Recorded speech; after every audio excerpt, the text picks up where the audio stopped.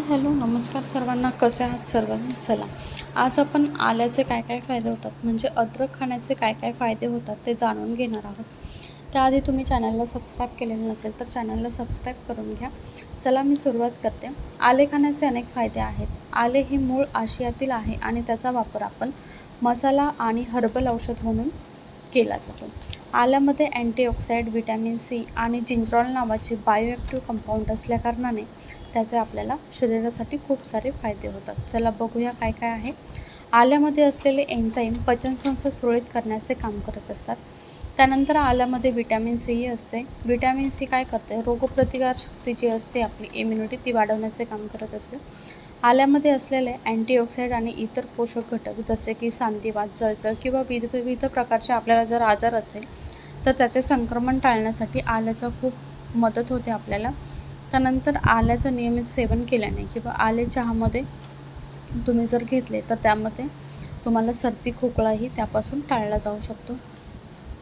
आल्याचं नियमित सेवन केलं किंवा त्याचा जर रस वगैरे घेतला तुम्ही तर तुमचा जो तणाव असतो तो कमी होतो आणि मानसिक आरोग्य सुधारण्यासही मदत होते. आल्याचा रस तुम्ही जर नियमित प्यायलात तर तुमचे पोटाचे कार्य सुरळीत ठेवण्याचे कामही आले करत असते. आल्याचा गरम काढा घेतल्याने आपल्या घशातील जी खवखव होते ती खवखव दूर होऊन आपल्याला शांत झोपही लागते. आल्याचे अजून असेच काही फायदे आहेत ते सांगते मी तुम्हाला. पचनविकार जे आहे म्हणजे डायजेस्टिव्ह डिसऑर्डर जे आहेत तेही त्यापासूनही आपली सुटका होते. त्यानंतर ज्यांना श्वसनविकार आहे तेही आपले प्रॉब्लेम सॉल्व्ह होतात. त्यानंतर स्त्रीरोग, वेदनाशमन अशा भरपूर आजारांपासून आपले बचाव होत असतो आलं खाल्ल्यामुळे. चला आल्याचे फायदे मी तुम्हाला परत एकदा सांगते. व्यवस्थित व्हिडिओ बघा आपला शेवटपर्यंत म्हणजे तुम्हाला समजेल.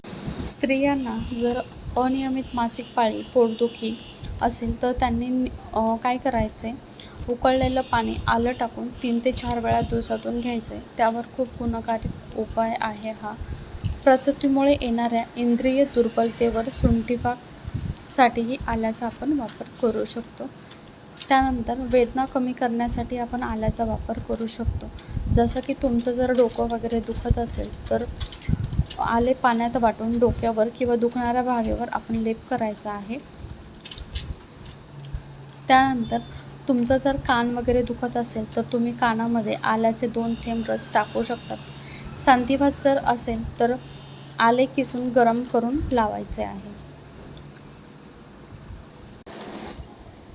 आल्याचा वापर कॅन्सरपासून बचाव होण्यासाठीही होऊ शकतो. त्यानंतर आल्याचं नियमित सेवन केल्याने हृदयाचे आजारही बरे होतात. त्यानंतर आपली जी पचनक्रिया आहे तीही सुरळीत होते. डायबिटीसही कंट्रोलमध्ये होतो. त्यानंतर ज्यांना वजन कमी करायचं आहे किंवा पोटाची चरबी वाढली आहे किंवा शरीराची चरबी वाढली आहे असे वाटत असेल तर सकाळी उठून तुम्ही आल्याचा रस घेतल्याने त्यावर उत्तम फायदा होतो. त्यानंतर शुगर लेवल कंट्रोल करण्यासाठीही आल्याचा फायदा होतो. व्हायरल इन्फेक्शन झाल्यानंतरही तुम्ही आल्याचा रस घेऊ शकता. कोलेस्ट्रॉल कमी करण्यासाठी आल्याचा उपयोग होतो.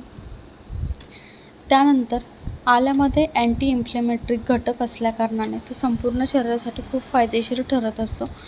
आल्यामध्ये अँटीऑक्सिडंट व इतर पोषक घटकही असतात. त्यामुळे जळजळ, सांधिवात आणि इतर आजारही होत नाही. आल्यामध्ये व्हिटॅमिन सी असल्याकारणामुळे आपली रोगप्रतिकारशक्ती जी असते तीही वाढत असते. कसा वाटला तुम्हाला व्हिडिओ? जर आवडला तर आपल्या व्हिडिओला कमेंट करा, लाईक करा आणि चॅनलला सबस्क्राईब करायला विसरू नका नवीन व्हिडिओसाठी. थँक्यू.